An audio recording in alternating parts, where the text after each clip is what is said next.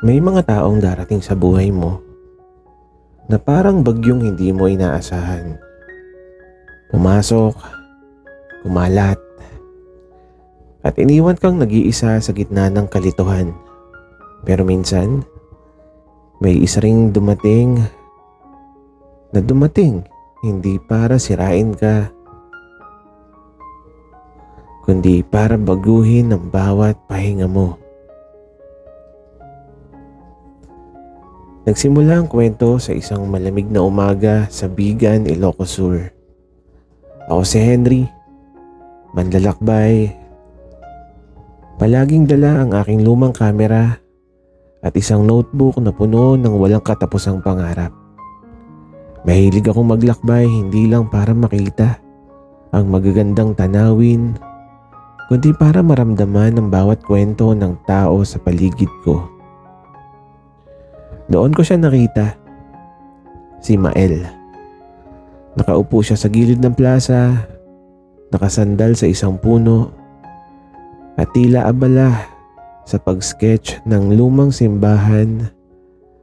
Ang kanyang mga mata, kahit nakatuon sa papel, ay may kakaibang ningning, parang may lihim na hindi mo basta mahuhuli. Hindi ko alam kung bakit, pero parang may tumatawag sa puso ko na lumapit sa kanya. At sa sandaling yon, may isang simpleng salita na bumukas sa pagitan namin. Hi. Nginitian niya ako. Isang ngiti na nagmumula sa loob, hindi pilit. Parang ilaw sa dilim ng aking pag-iisa. Hi. Sinagot ko at bumaba ako sa bangkong katabi niya. Hindi namin alam kung anong susunod na mangyayari, pero naramdaman ko parang may simula na ang isang kwento. Isang kwento na hihimayin ang bawat sulok ng damdamin ko. Sa buong araw, naglakad-lakad kami sa kalsada ng Bigan. Nagkukwentuhan, nagtawanan, at nakaramdam ako ng kakaibang kapanatagan. Hindi ko pa alam kung ito ang simula ng pag-ibig, pero alam kong may kakaiba sa kanya. Isang bagay na tila hinahanap ko sa bawat paglalakbay ko. Hindi ko alam kung saan nahantong ang araw na to, pero naramdam ko may isang tao sa mundong ito na magpaparamdam sa akin ng kakaibang init.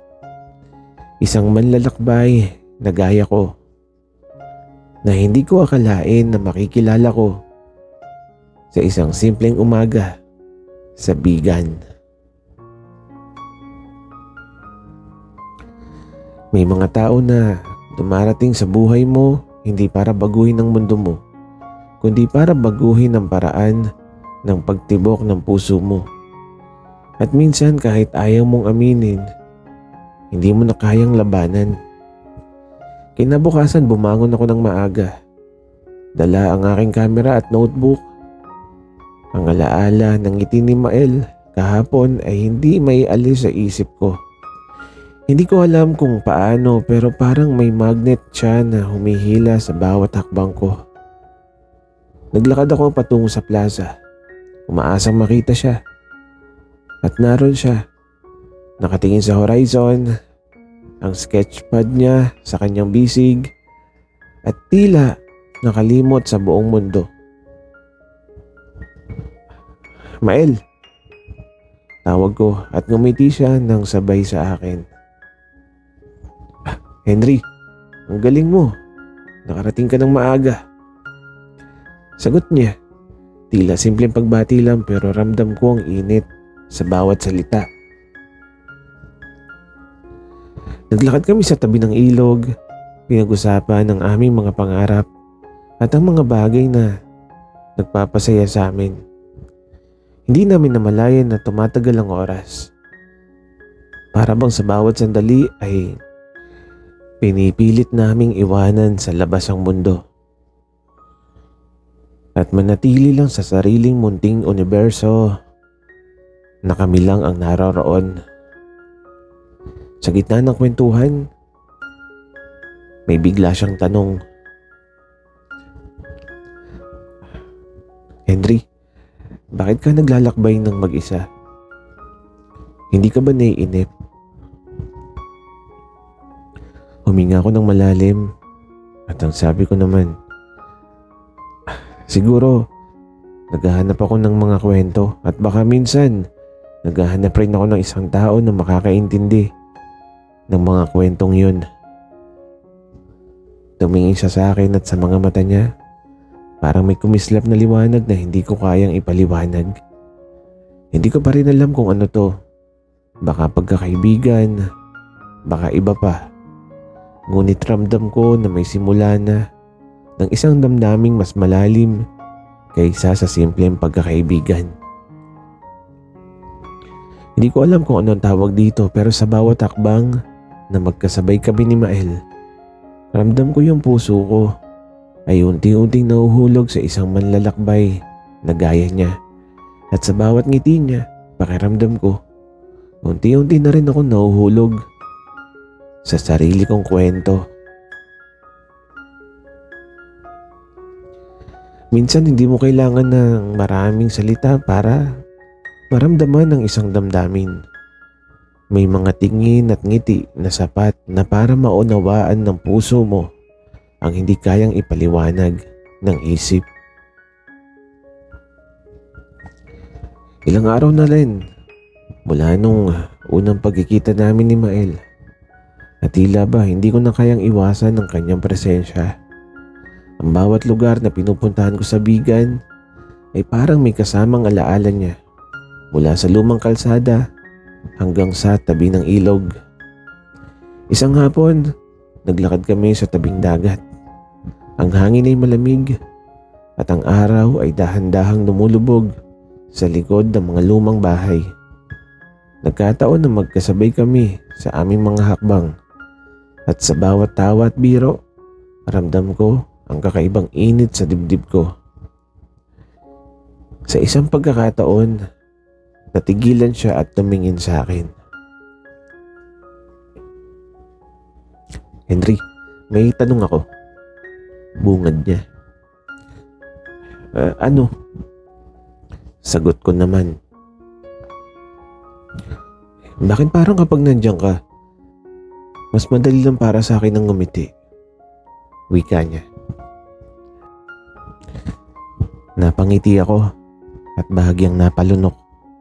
Hindi ko inaasahan ang kanyang tanong, pero ramdam ko ang tibok ng puso ko na parang gustong sumabog.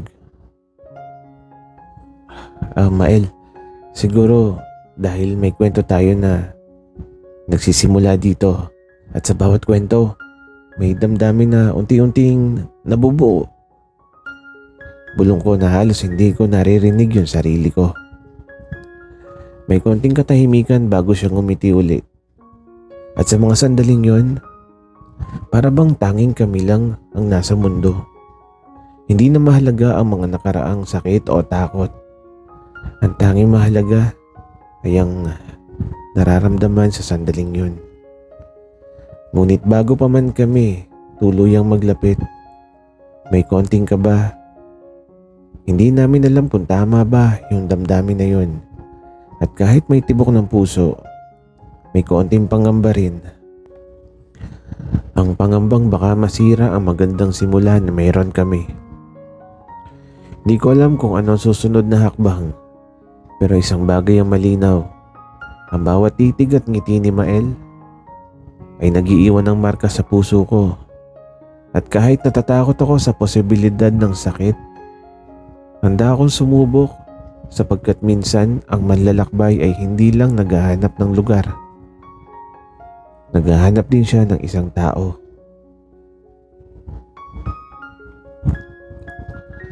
May mga sandali na kahit simpleng haplos o titig lang ang mangyari, ramdam mo na ang buong mundo ay tumitigil.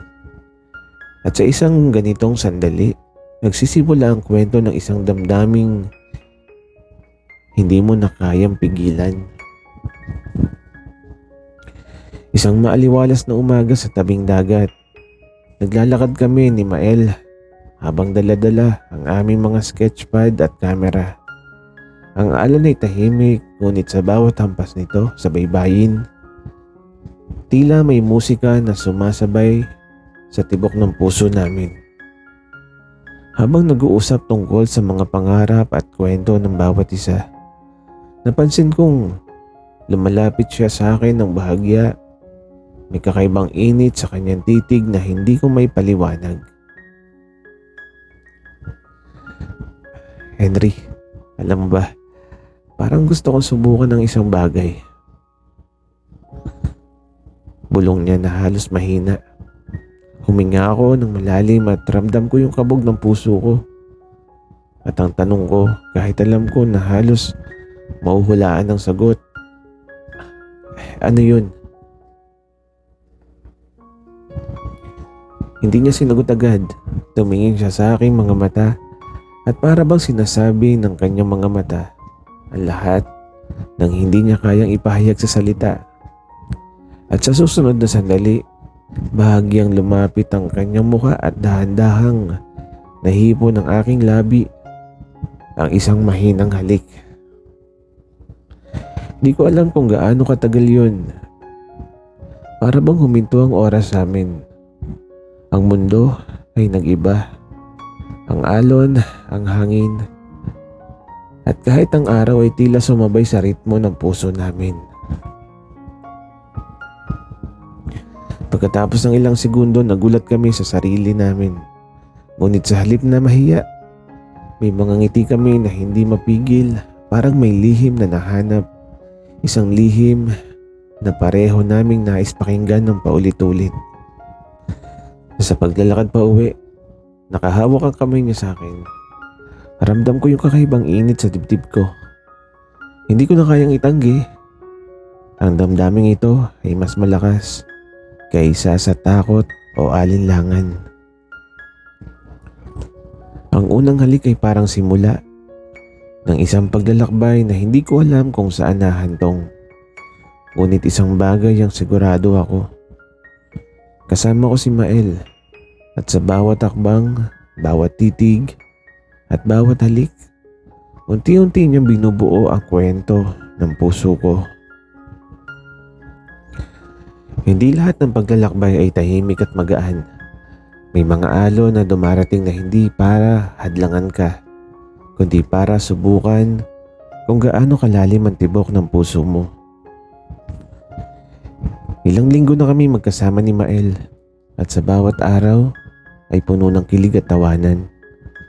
Ngunit tulad ng bawat paglalakbay, may dumarating na unos na hindi mo inaasahan. Isang gabi habang nagkukwentuhan kami sa tabi ng ilog, napansin ko na may lungkot sa kanyang mga mata.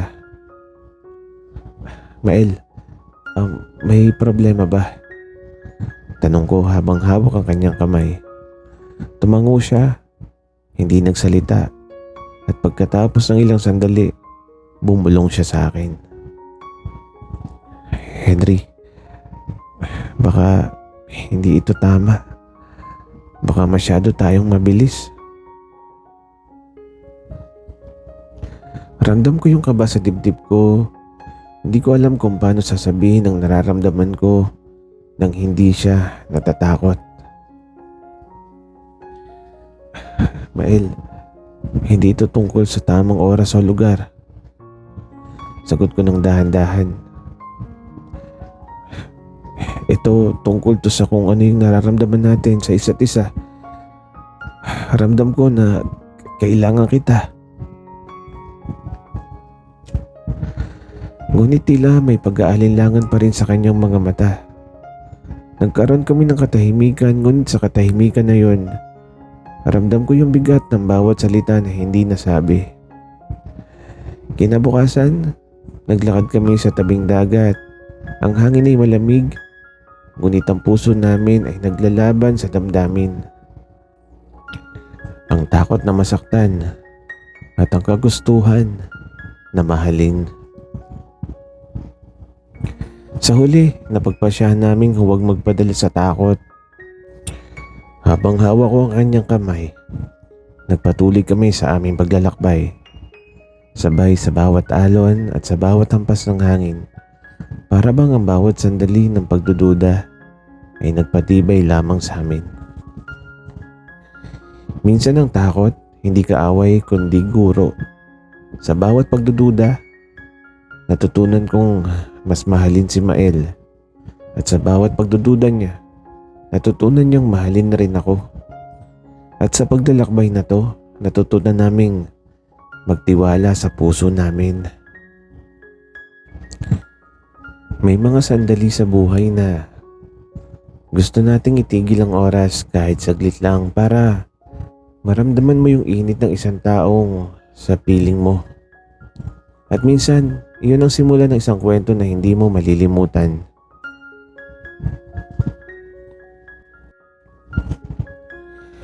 Isang hapon sa tabing dagat, nagdala kami ni Mael ng maliit na picnic. Ang araw ay malumanay, ang langit ay bahagyang namumula sa dapit hapon. Ang mga tawa at kwentuhan namin ay tila musika sa hangin. At sa bawat titig niya sa akin, ramdam ko yung kakaibang tibok ng puso ko. Henry, gusto mo bang subukan yung isang bagay? Tanong niya na may halong kaba at kilig sa tinig. Ano yun? Sagot ko bagaman alam ko sa sarili ko ang kasagutan. Dahan-dahan niyang hinawakan ang mukha ko at sa sandaling yun tila huminto ang mundo. Napalapit siya at nagtagpo ang aming mga labi sa isang halik na puno ng init at damdamin. Hindi ito mabilis o magaspang. Ito'y mabagal, maalalahanin at puno ng pangako. At pagkatapos ng ilang sandali napahawak siya sa braso ko at ang kanyang titig ay nagsalita ng higit pa sa mga salita. Henry, dito, kasama ka. Ramdam ko na buo ako. Sa kanyang mga salita, ramdam ko rin yung parehong init at kapanatagan. Hindi na to simpleng kilig lamang. Ito ay pagmamahal na hindi kayang itago. Habang papalubog ang araw, magkahawak kaming nakaupo sa buhangin. Pinapanood ang mga alon na tila sumasabay sa tibok ng puso namin. Ang mundo sa paligid namin ay tila naglaho. Walang problema, walang pagdududa. Tanging kami at ang init ng damdaming hindi namin sa isa't isa. Sa bawat sandaling magkahawak ang aming kamay, bawat halik na puno ng pangako, ramdam ko na ang kwento namin ay hindi nagtatapos sa simpleng paglalakbay. Ang kwento namin ay magsisimula sa bawat sandaling ito, sa mga sandaling walang hanggan.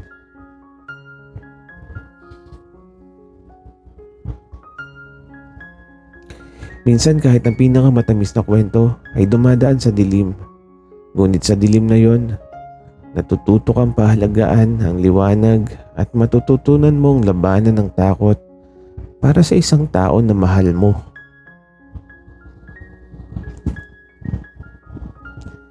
Ilang araw matapos ang aming tahimik na sandali sa tabing dagat, may nangyari na hindi ko inaasahan.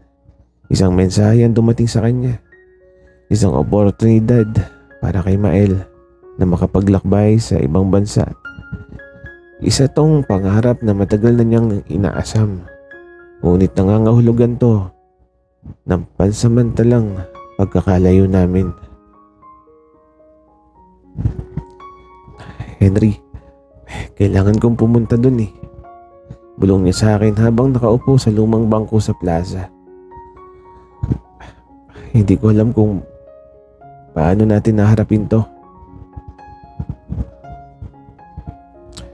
Ramdam ko yung bigat sa dibdib ko, hindi ko alam kung paano harapin ang ideya ng pansamantalang pagkakawalay niya. Mael, kung ito yung pangarap mo, susuportahan kita pero hindi ko may kakaila. Masakit isipin na mawawala ka sa piling ko.